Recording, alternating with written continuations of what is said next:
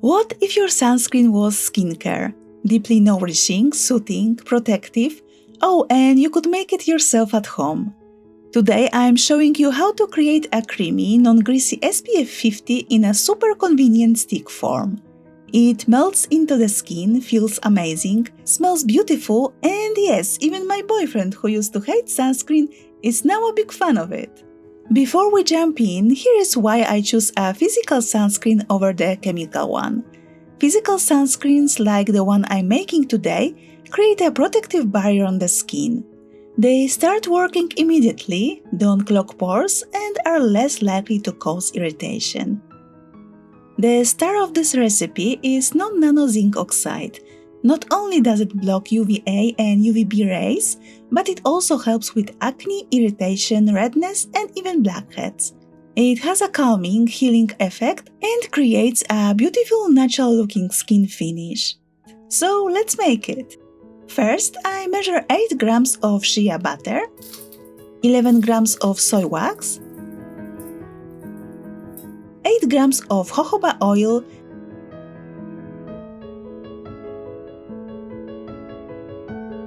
and 2.5 grams of cetyl alcohol. I melt everything together using a water bath until fully dissolved. While it's melting, I prepare the powders. I measure 17.5 grams of zinc oxide. I sieved the zinc oxide to avoid clumps. Next, I'm adding 1.5 grams of arrowroot powder. The arrowroot helps reduce any greasy feel and keeps the skin matte longer. Once the oils are fully melted, I add in the powders and combine everything together. Then I add 0.5 grams of vitamin E, which is around 10 drops.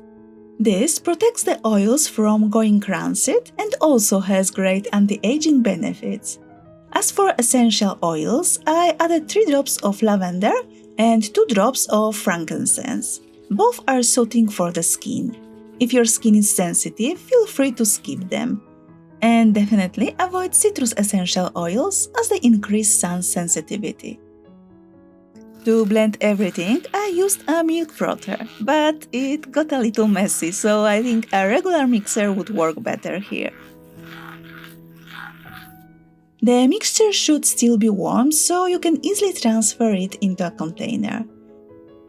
I used a stick tube and then left it in the fridge for an hour to set. You will find the full recipe as well as some alternatives for different wax in the description box below.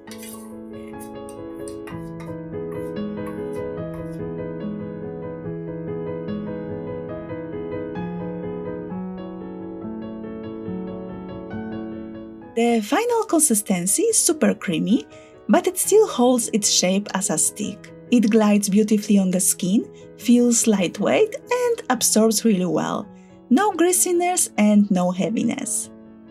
It barely leaves a white cast. If you don't like your skin to look a bit lighter after applying it, just dab on some bronzer to bring the color back. I also use this SPF as a makeup base thanks to its amazing covering properties. On top, I apply my DIY loose powder that includes zinc oxide as well, together with clay and a hint of mica. That helps keep everything in place and matte my skin for longer.